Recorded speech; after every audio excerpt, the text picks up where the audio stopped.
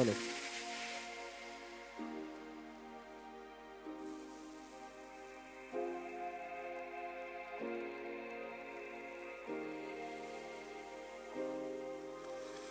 Hello. Check. Hey.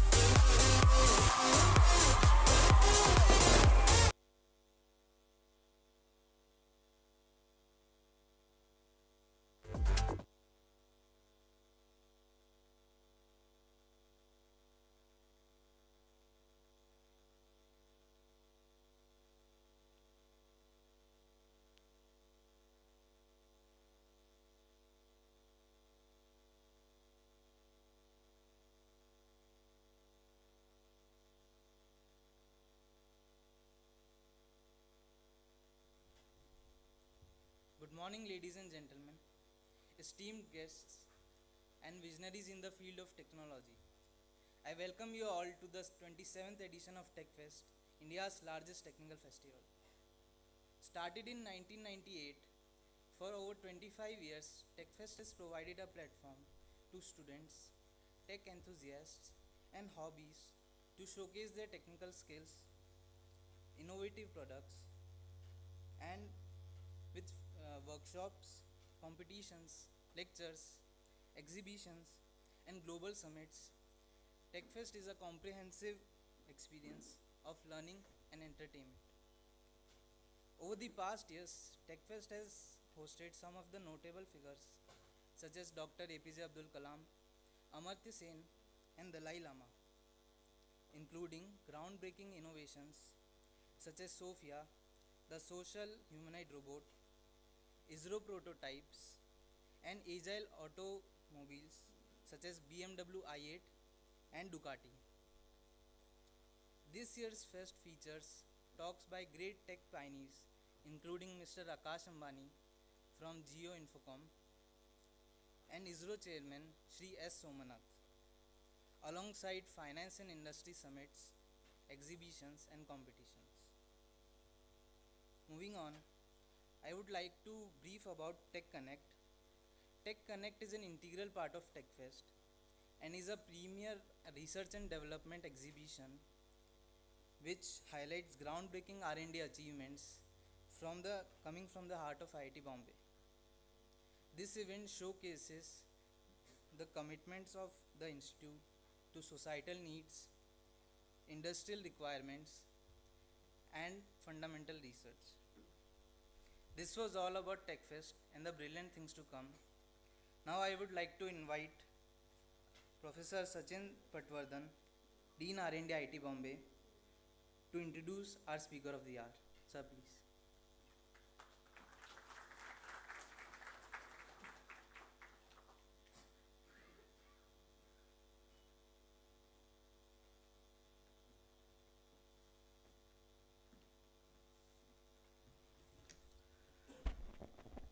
Good morning and very warm welcome to Tech Connect.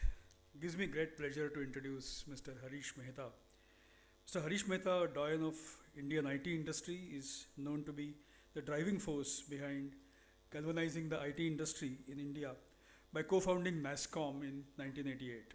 Mr. Mehta graduated as an electrical engineer from COEP, College of Engineering, Pune, and later obtained masters in electrical engineering from Brooklyn Polytechnic Institutes in the United States.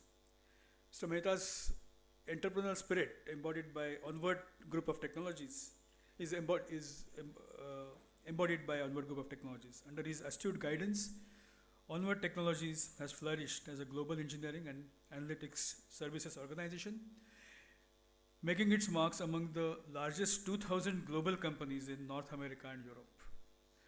But more importantly, he is known for his groundbreaking contribution to NASSCOM, a non-profit industry association which serves as an apex body for 245 billion IT and BPO industry in India. He served as the first chairman of NASSCOM. Through NASSCOM, Mr. Mehta played an instrumental role in building an independent, neutral, and trustworthy, consensus-driven platform where diverse stakeholders and fierce competitors could come together and harness the true potential of Indian IT industry. Today, NASSCOM stands as a testament for his exceptional leadership, both establishing startups and tech companies to flourish and empowering India's digital transformation. He continues to serve as convener of NASSCOM's Chairman's Council.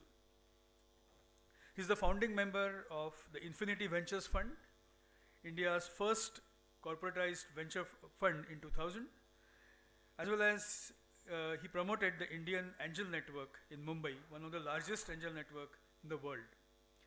Mr. Mehta is also award-winning author of 2022 national bestseller, The Maverick Effect, which has cemented his reputation as master storyteller.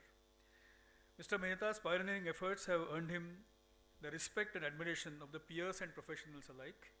In the realm of IT and entrepreneurship, Mr. Mehta is a beacon of inspiration, strategic visionary, and a catalyst of growth. Sir, we are honored to have you here with us today, and we are eager to know about the secret sauce behind India's IT revolution. The stage is yours.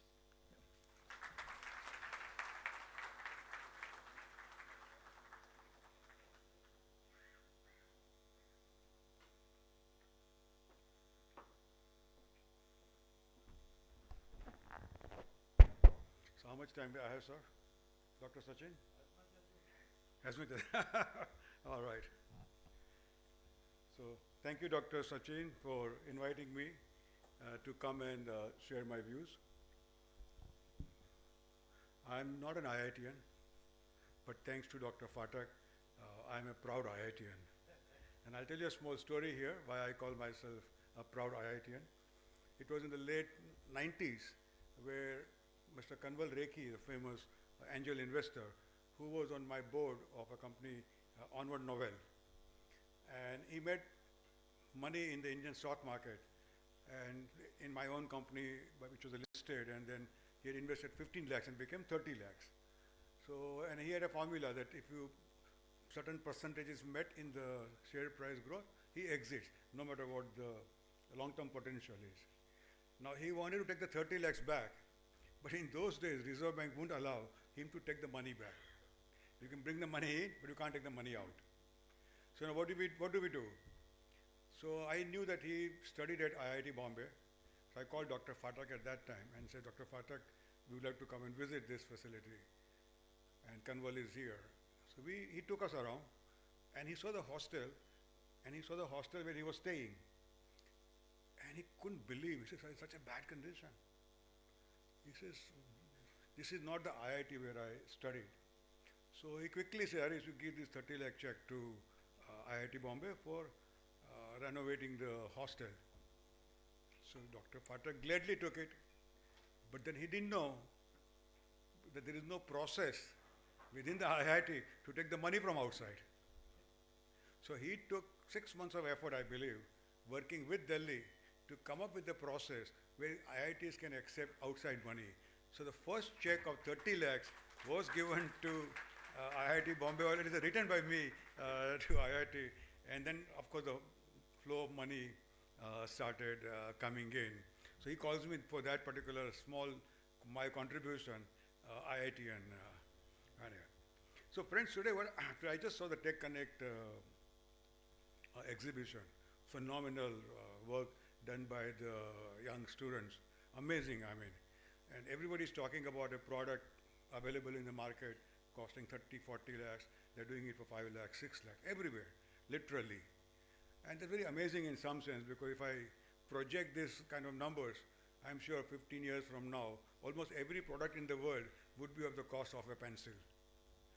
But it is still, my sense, is not going to be easy, because the competition on technology front can come from anywhere. Last month, Africa had a conference on artificial intelligence. UAE has Minister of AI. So your competition is not going to be only within India, but could be even from Zimbabwe, an entrepreneur using same tools, video conferencing, open source and whatnot, and compete with us. So I have a secret sauce to share, which hopefully will help take on that competition. So let me start by sharing that secret sauce of India's IT revolution. Go back, I think Techfest, when did you start, you say? 1988? Somebody said, I heard 1988, Techfest started. So NASSCOM also started in, sorry? So NASSCOM started from my office in 1988. Now, those of you may not even have any idea about it, but in those days, you buy a scooter to come to college, unless you place an order for the scooter. You know, when it will be delivered? When you are married and you have 2 children. You want to buy fruits. Your parents will say, let's go to Kashmir. But there were no, fruits were not available in the country. There was shortage all across, on every product, every, whatever you may want to call it. We were bankrupt on foreign exchange. We had no foreign exchange, even to import oil. Little bit of oil that we needed for our day-to-day use. We were known as a snake charmer's country. We were known as a fakir's country. From there, we have now emerged as a global tech powerhouse. We're the 5th largest economy in the world. And how did this happen? Was it by accident? Was it by luck? My view is no. It is the millions of engineers' work day and night over the last 30 years that has made this happen. And what are the changes? Look at the numbers today. Dr. Sachin talked about $250 billion industry. Now $250 billion, I think is $175 billion are exports. Now that number is bigger than the exports of Saudi Arabia. The difference only is in Saudi Arabia, money goes in one account, while in India, through thousands of companies, into millions of accounts. Now, our industry employs 5.3 million software engineers, software, hardware, electronics, but basically engineers as such, I would put it. Now, these are high-paying jobs. Each person, on an average, creates additional 4 to 5 jobs in the society. Like an engineer, then he needs a house, retail shopping, he needs a two-wheeler, may buy a car, and whatnot. So all that adds 4 to 5 minimum, as per Ernst & Young, additional jobs in the society. And if you take a family of 4 per person, our industry now supports twice the population of UK. Now these are not seen because our population is 1.4 billion. So it gets somehow hidden into the big numbers in spite of such a credible contribution by the industry. Look at the cultural transformation that our industry has brought in. Now, I don't know, maybe many of you may not be in the stock market, but there was a time when no one was trusting the company's results, the quarterly results, the annual results, and whatnot. Our industry was the first one to come up with a, we can say, world-class standard in transparency in reporting. So quarterly reports and the annual reports became almost, you can say, overnight standard from the government's perspective, and they say entire India corporate Inc. should implement these standards. And in the process, what happened was we started building, not knowingly, brand India as a trusted nation. And the FDI money started flowing into the country. And then, then the billions and billions of dollars have come in the country. Look at, I remember IIT Bombay's gardener's son becoming a software engineer about 10, 15 years back. Now, how did he become a software engineer? Not because he knew someone to get a job. Because he knew software, he appeared for the test and he got the job. So that meritocracy has been injected in our society by our industry. Look at women. Our industry employs 2 million women. 2 million. Now, just imagine if they are having good income at home, how they're going to bring up their children, how they're going to contribute to the local community they live in, how they're going to contribute to the workplace they're going to live in. To me, there's a silent revolution taking place in the background. So that is what our industry has contributed. And as I said before, it was not by accident or by luck. I put my stake on the ground in the book, The Maverick Effect, that India's fortune, or the fortunes of 1.4 billion people changed thanks to IT industry. And IT industry grew thanks to NASSCOM. And how NASSCOM contributed, why not other associations built other industries, similar way, like IT industry. IT industry grew 30% compounded over the last 30 years. Now, Rakesh Junjunwala in the stock market, he used to say, if you earn 18%, you are a king. 18% compounded over a year by year. And if you earn 21% compounded, you are an emperor. And here our industry delivered 30% compounded growth over the last 30 years. So you can imagine the kind of growth that has come into the IT industry. So was it TCS, Infosys, Wipro as individuals that drove the change? Was it 91 reforms that brought in the change? Was it Y2K? What not? So since NASSCOM started from my office, I have seen how India changed, how IT industry changed, and what NASSCOM contributed in making that happen. And to me, that was a secret sauce. Okay, the working of the style of NASSCOM was so different.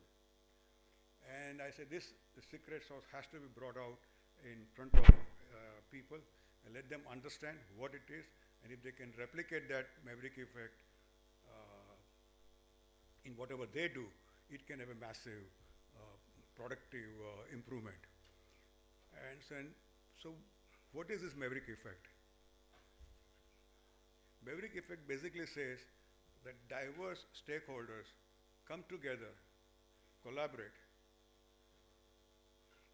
with no personal agenda, with single voice, creative juices flowing, knowing how to identify signal from the noise, and implementing it. Now, today also, for example, every 30 seconds, I heard one medical research report comes out somewhere. There's a few million plus reports are out every year. Now, to me, that's a noise from a doctor's perspective. He or she has no energy to go through it. How does they filter it out and do? So that is, I call it identifying signal from the noise. Okay, what is relevant to doctor, somebody has to give it to them. Similarly, from the IT industry perspective, you see hundreds of opportunities. How do you pick the right one which is relevant for India? And I'll talk about some of that. And then how does it impact the overall ecosystem of the country? So when NASSCOM started, it was very clear. First of all, the values were NASSCOM. Okay, no bribe would be given to anybody for any policy change, argument's sake. There is no parking place for any officer of NASSCOM. Every position at NASSCOM has a time bomb in it. So no one can stay beyond the time frame, except after the time frame, if the team of people who review believe that he or she should be extended another 2 years or 3 years, that may happen. But basically, there is no permanent place for anybody, no parking place. It's very clear in our mind that was one of the root cause of other associations not able to be very agile and innovative. And because you bring here, if we keep injecting new blood in various positions and whatnot, which helps tremendously in terms of the strategy for the industry. So collaborators, or let's say, this collaboration is not a simple teamwork. That's the difference. This is a collaboration of diverse views together. Now, let me give some examples here. The first example I will give you is, it was again early 90s when multinational companies wanted to come to India. They said, we would like to set up a 100% owned back office in India to do our back office work. Now, proposal came to NASSCOM, so we all looked at it. Everybody said, why should we allow them to come in? Because if you allow them to come in, they'll take away our employees by paying twice the salary. They will take away the business we are doing with them under the garb of back office and start doing it themselves. So we would be left holding the bag. And the government is giving you natural protection. Why go and ask for a change in that? Now you have TCS, Infosys, Wipro all sitting around a table, Mr. Kohli, Mr. Narayan Murthy, Mr. Azim Premji, all of them together in that on a table or around a table and discussing this. But by that time, we had built in those 3 years, 1988 to 91 or something, I would call it a trustworthy NASSCOM platform. Some of the rules which we had in the beginning, no parking place, any presentation given by the NASSCOM Executive Council, even the company has done entire research for that particular issue, they cannot use a company name on the slide. Simple, saying it's a neutral platform. He said, I have done entire work, I must get some credit. I'm just putting a name, I'm not asking anything else. We said no. We want a brand which is independent, neutral, transparent. So just, otherwise don't do the research, we have no problem. We'll have somebody else do it. So those basics we had set in allowed people to, and there are lots of other stories about how we build camaraderie among the fierce competitors. And another one ground rule was that on any issue, internally we will fight as much as we want. We'll take as much time as we want. But once we have taken a decision, none of us will go outside the platform and say a different message. So whenever we used to recommend to the government, policymakers were very clear that this is a single voice coming from the industry, and we used to represent 80% of the top line of the industry. And so they had no choice but to accept our suggestion. And our suggestions were keeping India first. That was again ground rule we had set. We will put India first as a ground rule to whatever decision that we take. So that allowed free flow of info amongst team members. And you celebrate the celebrities which are in the council, but as far as conversations are concerned, it was open to everybody. So in that conversation, somebody said, yeah, but if you allow MNCs to come in, we will learn a lot from them. We learn the quality processes, we will learn the infrastructure services processes, and once we learn from them, we can compete head-on with anybody in the world. And as far as competition is concerned, we had that, you can say, inherent confidence that we can take on anybody. Because India had a labor arbitrage benefit. At least 15 times I'm talking about in 90s, 15 times gap between the two. So we were sure that we may lose some business, but overall we will gain. Because there are thousands of customers, it's not just, we have an abundance mindset. It's not a zero-sum mindset for us. We will have a huge market, even if we lose, that's okay. But the other markets will open up if we can start doing quality work in terms of project development and whatnot. So at that point, that became a very interesting argument, saying, we may allow them to come in. And if we allow them to come in, India Inc. as a brand will move up few notches, because it means India as a country you can do business with. It's not a closed country, it's an open country. Then again, still we're not comfortable. How do we take this decision on it? At that time in the United States, there was a similar question that who is us? Who is America? Who is Americans? Is it IBM, Motorola, Whirlpool Americans? At that time, Japanese companies had made big inroads in USA. Or is it Honda, Canon, whoever Japanese companies, Panasonic at that time, are Americans or not? Should we stop them or coming to India and sell their products in USA? So that question came to our council also. Who is us?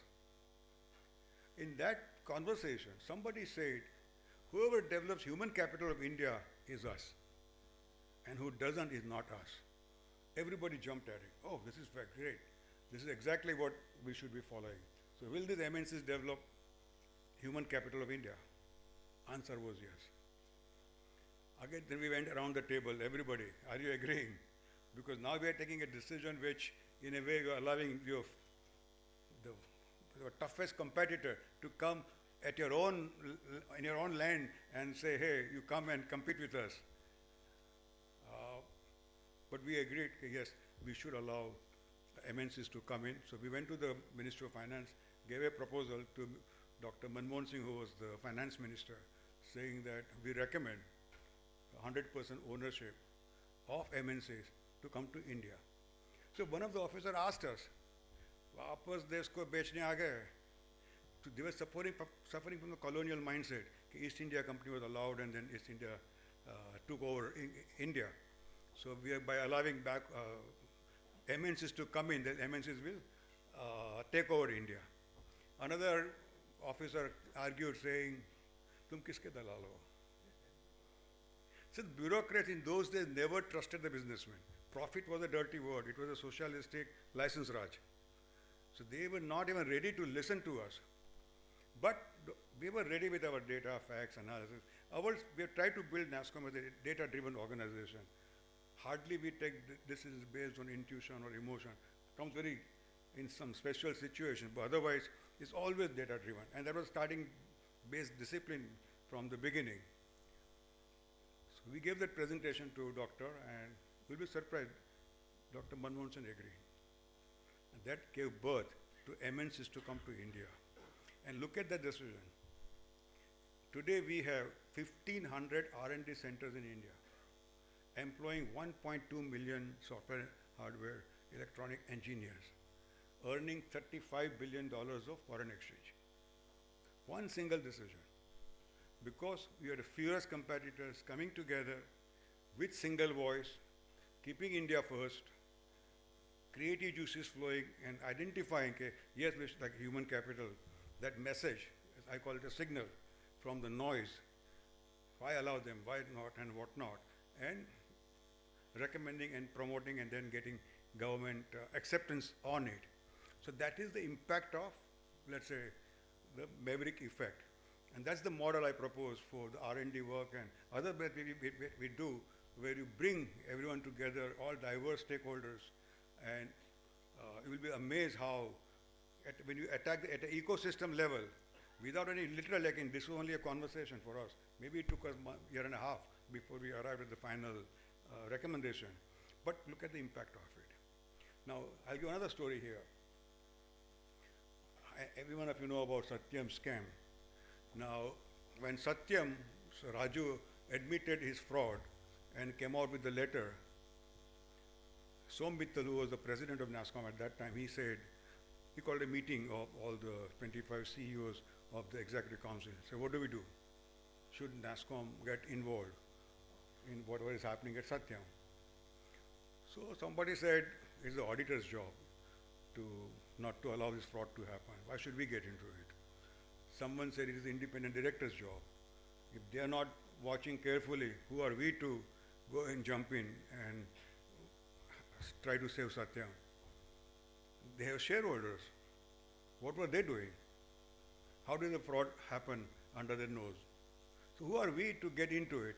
It's a free market. Let the market forces decide. If the company dies, and that's the natural process. In the process, everyone would learn, and government will strengthen regulations for auditors, for independent directors, for the shareholders, and do it. So that's how the normal cycle works. But in our case, somebody argued, saying, that is one opinion, fine. But Satyam has telecom operator, I think Telstra from Australia. They had a bank from Boston, another bank from USA, and they were maintaining those applications. So if Satyam goes down, this applications all support will also go down. That means overnight millions of customers around the world would be on the road. Just imagine today you are using HSBC account and it doesn't work, your phone or banking, what happens to you? Or even let's say the phone is not working for half an hour, what happens to you? We are so dependent on that automated stuff. So similarly, those customers are used to that automation, and now suddenly they are on the road. And they have no idea when the company collapses, when recovery will happen. So we said, and if that happens, we realize that India Inc. brand will get a huge hit. And none of us, existing players, will not get any business coming from anywhere in the world, literally. Okay, it's a fraudulent country. They don't know how to manage their affairs. They don't care about the customers. What we call business continuity planning is not in place here, and so on and so forth. So we said, no, we have to save Satyam. So Som Mittal was authorized to go and meet the government and talk about it. So he immediately met corporate minister Gupta at that point, and then said, Mr. Gupta, I want to come and meet you. So when he went there, Mr. Kamal Nath and other ministers also were present in the meeting. And Som explained, okay, we have to save Satyam. Government has never saved a company in the entire history of 75 whatever years. So they are confused. What are you talking? Plus, first, the reaction was like us. Why should we save Satyam? Let the natural market forces take over rather than we getting into it. But they understood the logic of how India Inc. brand would be impacted by this particular Satyam if collapses. They said, give us 2 days. Then internally they had a lot of meetings, and especially one Mr. Bhave, you may know Dr. Phatak, who was the chairman of SEBI at that time. And so he said he has to make certain changes in the law to be approved by the cabinet and then work out a process to take over a company, because they've never done that before. So they came back to us saying government has decided to save Satyam. But it will take us 45 days before we really make all the changes and take over the company. So can you help us save Satyam for the next 45 days?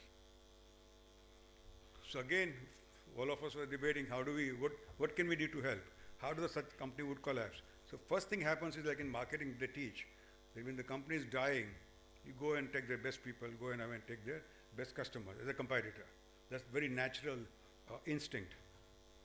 And here we are going the reverse way, okay, trying to save the company. So, but then there was a collective wisdom, okay, yes, this India Inc. will be impacted big, so we must go ahead and save the company. So for the next 45 days, none of us will proactively recruit any senior manager from Satyam. None of us will proactively take or approach any customer of Satyam. One of us said that, oh, I'm hungry, I need to double my business. Why should I follow your guideline, NASSCOM's guideline? But collective wisdom probably prevailed on him, and the rest is history, as we say. 45 days, government took over. Kiran Karnikov from NASSCOM, who was he became chairman of Satyam, and the rest is history, as we say, became auction, and Tech Mahindra picked it up, and Satyam was saved. And NASSCOM officers went around the country, around the world, meeting some of the customers, giving them assurance. Okay, we as an industry and we as government are behind saving Satyam. Nowhere in the world there is a case study like this. Only the maturity of these players who took that decision of saving the company. And it has become now a case study, and all that is happening in the process. But the government, whether it is politicians, the bureaucrats, and the industry co-created future for India by saving India Inc. brand. And that's what I call, again, a maverick effect. It cannot happen without the maverick effect. Now just imagine a single decision. There was all these competitors sitting together and coming up with a solution to the problem. Now that creativity has to come only when people are free and open in that platform to express themselves. And you need certain people in the group to see what makes sense for the industry and not what doesn't make sense. And all that happened in the process that decision was taken. So that is the maverick effect. And now you apply this maverick effect in your area, or when you grow up and join the industry segment, the industry that you join, apply that maverick effect. I'm positive you will get similar benefits that the IT industry has enjoyed through NASSCOM. Let me tell another couple of other stories here. how this maverick effect has helped the IT industry.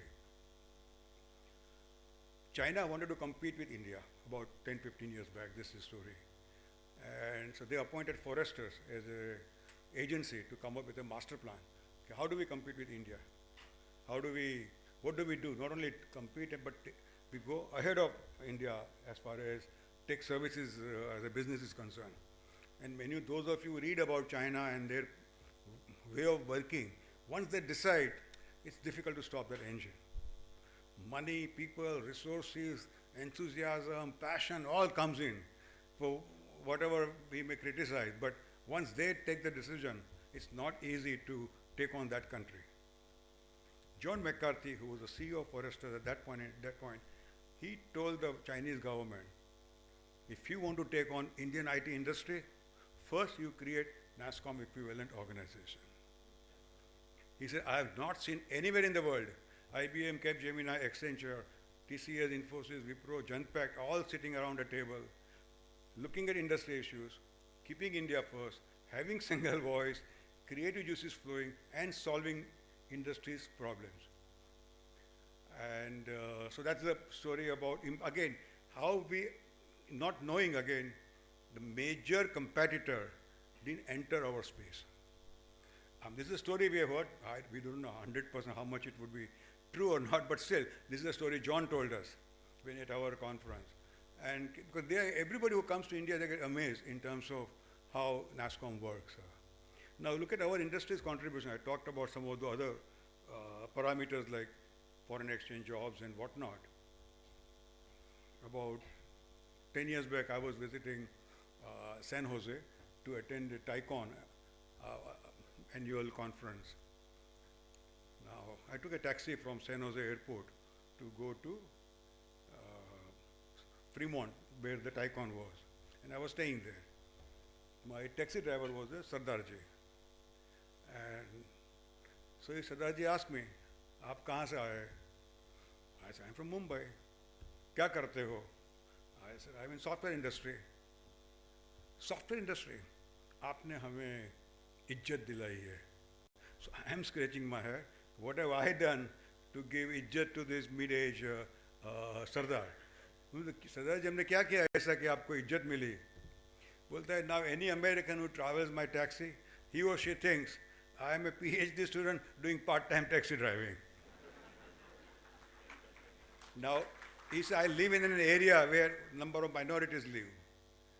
And suddenly my brand as an Indian in these minority communities has now moved up. Thanks to your industry and your industry's contribution that has created to us pride as an Indian and pride as an Indian in general. Now just imagine, pride as an Indian was never in our radar anywhere. But it just happened on its own. Like when we started, we didn't have a vision of $250 billion, not even $1 billion. When we started, but we had a growth mindset, that was very clear. Okay, the part of the maverick effect, we have to be growth mindset, is an integral part of that thinking. So I remember when we talked to Mr. Vittal, who was the DOE secretary at that time, saying this industry has a potential of $1 billion. You know what he says? Do you know how many zeros are in a billion? So that's what happened to us.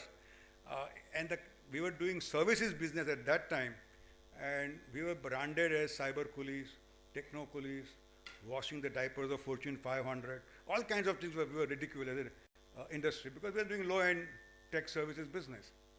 So Kanwal Rekhi, our friend, which I referred to before, he says, Harish, you guys should get out of this services game and enter the brain-driven business, innovation-driven entrepreneurship business. And I would always tell in the late 90s, I said, Kanwal, tu yahan ke dhanda kar, tab malum pade how difficult it is to succeed in a product game. Because many of us had failed miserably in the product game in the 80s and the 90s. So we knew that these are 9, 10 problems that has to be fixed before the product business can flourish in India. Simple things like copyright. In India, we believe in right to copy, not in copyright. So in that case, when you develop a product, and then we have very weak judiciary, we have very weak enforcement. You develop a product, you want to develop as an entrepreneur, but but which investor will back you? Investor would be scared, even the intellectual property that you are developing, if that is not getting protected, why should I support you? Because I do not know whether I can make money or not. So he would say, okay, you develop the product, he'll flip the company headquarters, ship the IP to USA or Singapore, and then do it. So the entire wealth creation of the product world goes out of India, which is not a very healthy sign for India. But we need to work at it. So it was a very serious problem in those days. It is still today also. So we said India is not ready for the product game. And he would go give us statistics of saying services companies have Infosys employs 5,000, MBAs, MTechs, BTechs and whatnot. And Oracle employs same, maybe 1,000 people, only MBA. And on top of it, Oracle's market cap is 5 times the market cap of Infosys. So that's the gap between the product game and services. We told Kanwal, listen, we agree with you. We are not questioning it. It's just that we just don't have the right infrastructure to do the product game. So we will remain focused on services, and services creating jobs in tier 1 cities, tier 2 cities, tier 3 cities. So the whole country is moving up. There are pockets of excellence is coming up. We have no complaint. And I think about 8-10 years back, Kanwal came back and said, you guys are right. Now you have built a critical mass of technology people, which has allowed India to emerge as a global tech powerhouse. And not only that, today our industry has given birth to startup industry. We know more than 100,000 startups. Our industry is now giving birth to AI revolution in India. It's just a question of time. We have given a proposal to the government saying that I'm a techno-optimist. Most of my colleagues at NASCOM are also optimists, techno-optimists I would call them, pushing technology aggressively. We believe that India's almost all problems can be solved over the next 10, 15 years by AI-driven plus multiple technology, AI with biotech, AI, every domain area that you pick, we believe that it will happen, and we need to support that, and India has to become an AI country or AI-savvy country. So proposal says to the government that out of 1.4 billion Indians, 200 million Indians should be trained in AI. 20 million Indians are working as an organized sector. They all should be trained in using AI tools. MD, this is for your area, that it trained them into those tools so they become very productive in their work, and create for youngsters in front of me, that create 1 million high-end AI developers. We should become a global hub for AI talent in the world. And that's the direction we proposed to the government. 2 weeks back, I think 2 or 3 weeks back, our Minister Rajiv Chandrasekhar announced 30 lakh government officers to be reskilled in AI. So very happy to see that change is coming in. There's a great opportunity in front of you, frankly, to create, I call it, new age India. Maybe mostly, let's say, partly driven by AI plus other technologies. It's an incredible force that we have with us to leverage. We have mass, critical mass, we have money available, angel money, VC money, government support. Everything is very positive. Infrastructure is coming up. I think all we can say, great opportunity in front of us to leverage this, and I call India to become Sone Ki Chidiya version 2.0. So thank you very much. I appreciate listening to me. Thank you. That was an amazing lecture, sir. We would like to take questions from the audience. Yeah. Harish, thank you so much for this wonderful lecture. It's always a pleasure to hear such wonderful stories of growth and progress. I'm Professor Chakravarti. I head the Design Innovation Center at IDC School of Design.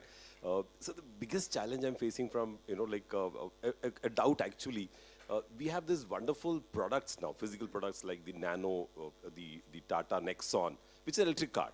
And then there is this Chinese car, which is MG, which is also electric. Now the point is, from a marketing point of view, people are not realizing that as an Indian, proud Indian, should I buy the Nexon, which is nearly equal or better than the MG, or just because, MG is also there, people are buying MG a lot. So how do we get to know of this pride for our country, pride for our product, from that point, I'm talking about a very complex situation, that why are we not focused on building our own products and using our own products? Because Japanese completely, are successful only because of that. They use their products and sold the products across the world. But we Indians are not proud of our own products and not able to use our own products to lead the world. So I just wanted your advice on it. It's a genuine problem that we have. I'll just talk about our mindset. I said we believe in right to copy and not in copyright. So I'm going back in the 90s when we used to approach a prospect in, say, USA, they would look at us as a thief. They will think that you're going to take my programs and data and go and sell it to the competitor. So we realized India's brand is so bad, and unless we fix it, we will not get any business from them. So we said we must go and change the Copyright Act of India. We meet the government officers. You know what one officer tells us? Where is our Kohinoor? Look, Kohinoor to London, Tower of London mein hai. Where is this jewelry? वो भी London mein hai. So he said, for the last 300 years, Britishers have looted us. It's our time to loot their intellectual property. So we will allow piracy all out. We are giving our Ramayana free, we are giving our Mahabharata free. We don't charge any royalty for Aryabhatta. So why should we allow piracy to be under control? So that's the very deep-rooted mindset. We don't value the intellectual property. Frankly, our IT industry took birth because of the same challenge that as an intangible, government didn't differentiate between hardware and software. So the rules of hardware are applied to software, intangible. So like when you import software on a floppy, and software could be $5,000, $10,000, $50,000. Duty should be charged on what? They were charging duty on the weight of the floppy, not the value that the floppy was carrying. So we have very serious challenge in terms of the deep-rooted mindset of the way culturally we are. It is changing dramatically, like the new middle class that our industry has created, and now of course the banking and other segments have also grown. I think that change is coming in terms of quality appreciation. Between China and India, I don't look at that, frankly. To me, let the market forces drive it. Government should not intervene and give protection from that perspective. We believe in free market, frankly, in that sense. However, culturally, we must respect what is Indian. That is not there yet. And until that comes in, I think we'll have to struggle.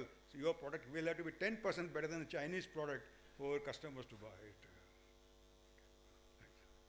I saw one more hand.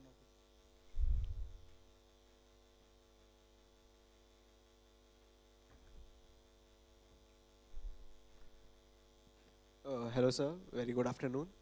I just had a question about the fintech industry and how it can be done better using the blockchain. See, the blockchain technology and the crypto world, people have become critical about that. Ki, haan, it is a scam and it can't be go better. But using blockchain technologies, there are further chances ki, haan, the finance can be. Okay, so my question was how blockchain technology can be used to build fintech more better way. See, using the crypto part, the people are very critical and skeptical ki haan, it is scam, it won't work. But the potential of blockchain technology is very vivid, and the people, if they can use the blockchain technology correctly, the fintech can grow, and the CBDCs and the government are working on. So I just want to know ki how is the future out there in the fintech part using blockchain? No, I think it's a question of time. It will happen. Okay. So you cannot deny the technological advances. You can stop it for a while, but it cannot be, and these are the technologies which can, through wire come. There are no borders on which you control to stop it and whatnot. It will just take a little more time for you to get the comfort factor, especially and this is what we have suggested to the government. Okay, all the policy makers should really come from ideally a mix of industry people also, who have done this business before, who understands crypto, Bitcoin, blockchain, all these technologies, and then that, along with the other policy makers who look at India interest and whatnot, together come up with the policies, rather than like Reserve Bank came out 3 years back, like a fatwa, made overnight all the crypto entrepreneurs guilty, criminal. That should not happen. That should not have happened. Finally, we had to go to the Supreme Court to change that. So there is a challenge of all the newer technologies, frankly. Again, that is partly, as a country, we are still new to in absorbing technology. What I saw today in R&D effort, if this effort multiplies many-fold, things will happen like this. But R&D as a concept was just not there right now. So it takes time for us to build that. And we don't have the politicians still busy with the vote making, all that. So their also mindset is not there. I was in, just to go a story about Gujarat, a couple of 10 years back, maybe 15 years back. And the guy asked, we said, we would like Gujarat to become an IT destination. So he said, कितने जगह चाहिए आपको? I said, we don't want any land. आप कितने पैसे लगाओगे? I said, we're not going to put any money. So what do you want? We said you have English language in all engineering colleges. English language. English सिखाओ. So if they're not English, nobody will recruit them from our industry. Simple thing. And course curriculum, these are the 3-4 changes you bring in. That is the starting point. We say you are a security officer, also would be, will have to know English or how to use the more modern security machines. So you need to bring that inject, but in their mind, it just was not there. Simple thing, वो अपना अदानी 15,000 करोड़ यहाँ लगा रहे, तुम कितना लगाओगे? It's a very different mindset. So we have a long way to go from, again, another 5 to 10 years, till we have people like you join politics and bring in the change.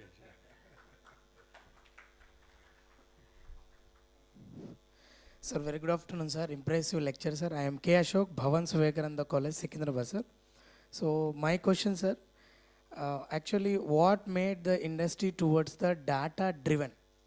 So, actually, you said that, but we have moved from the data-driven industry. So, actually, I want to know more about why we move for the data-driven industry first, sir. And second question, sir, generally, we are seeing in the news and also some recession is coming and losing the jobs. So just I want to know some news on that. What about the jobs market in the IT industry current? No. These are the 2 points I want to know from you, sir. Data-driven party, all what I remember, in those days, every executive council member had worked in USA or some other country for 3 to 5 years, 7 years. So he had worked, like I had worked for 7 years. No. So I had worked for 5-6 years in USA. Similarly, everybody. And we saw there, every decision is data-driven. My daughter is here from London, ask her. She also would tell you that nobody, the emotions or intuition, but nobody takes decisions. So we learned that the hard way. So when, for example, we used to declare industry numbers, the top 20, no, the total industry top line. If we did, let's say, $250 billion like that, what we would declare our number at that time. So while declaring number, what do we do? There was no data available as such. Nobody would part with their confidential data. So we took the first 20 companies' data, and we would take a call. Okay, next year and this year, what are the overall scenarios? So multiply that number by 1.3, 1.4, or 1.2, and that was the industry top line. But when Kiran Karnik came as a NASSCOM president, the first thing he did was say, we have to change this. So he recruited one Sudhir MEHTA, and his only job was to go around the country, all the, let's say, 500 software companies, he met everybody, understood what they do, how they do, he put a process in place, and then we started declaring that number. And that was very close to reality, which is also, luckily, it was very close to 1.2, 1.3, as we call it, a heuristic process formula also. And so that became so reliable, so trustworthy. When we should declare a strategic report every year, every real estate builder would look at that number and see where industry is growing for them to invest in the real estate. Same thing applies to car industry, would take our numbers. Oh, this industry will grow this, so many engineers, so many cars will be needed and whatnot. So we realize that how much the world around us depends on what data we give. And the last thing is that we have to make compromise in quality of the data. And the second question of what jobs, Right now, of course, AI is the way, the huge shortage of AI professionals. But beyond that, there will be a lot of ups and downs. It will vary from segment to segment, vertical to vertical. I don't think I'll be able to comment on it. Thanks. Can we take one more question? I saw one hand coming from.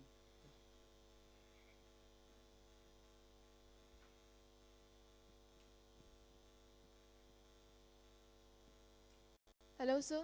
Good afternoon.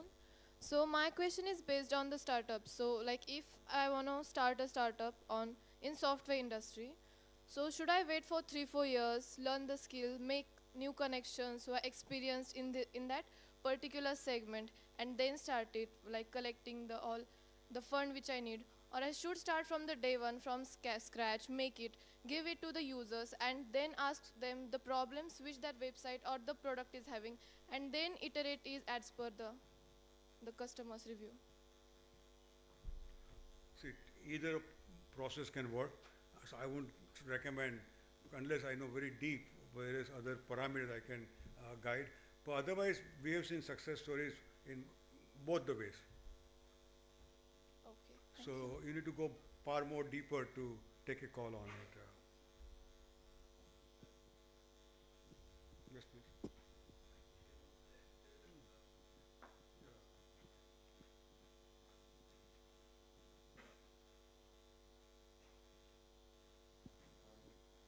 Good afternoon, sir. My question is that one person cannot do one or two jobs simultaneously. It is called moonlightning. Like you cannot work in two companies. But if you say several people sits on several boards, so why the rule apply to the employees of IT people? They can work only one company. And one more comment I want to take.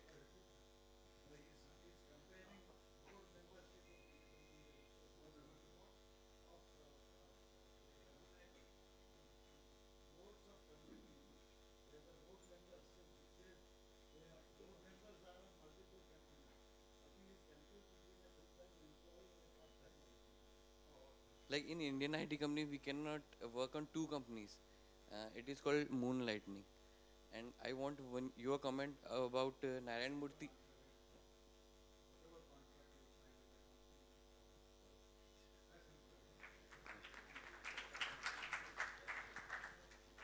Uh, I think we have to stop taking questions from the audience now.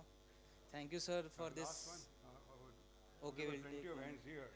Doctor, how much time we have? He is the person managing time. Acha.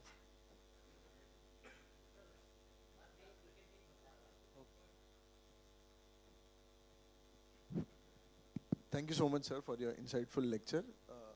You talked about filtering signal from the noise. I wanted to know more about it. In IT industry, especially every month there is a new big thing, big technology that comes up. And what is the process that you follow to filter this noise and come up with a signal that you believe that it will be a big thing for the decades to come?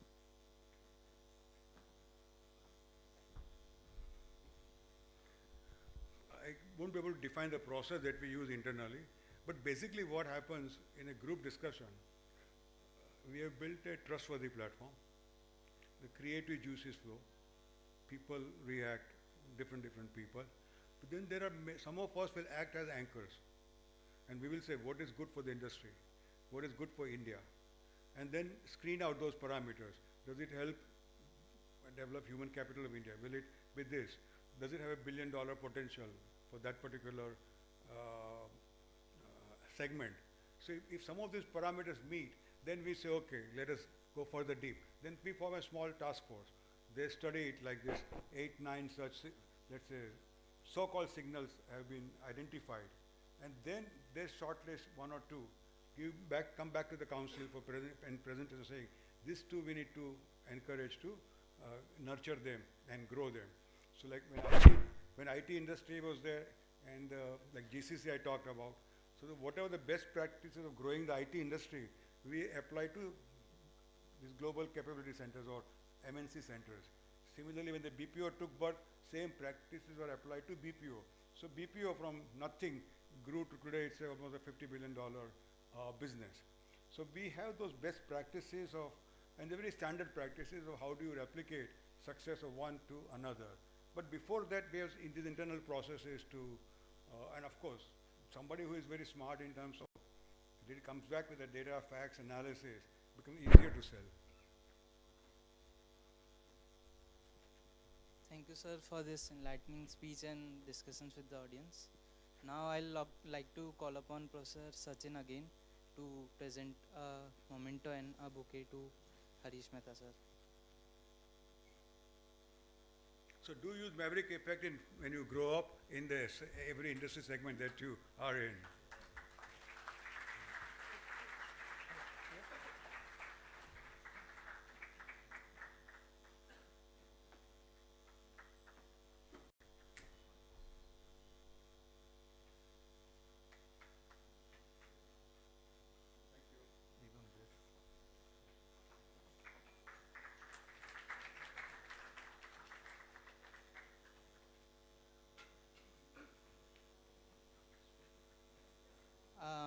I also would like to announce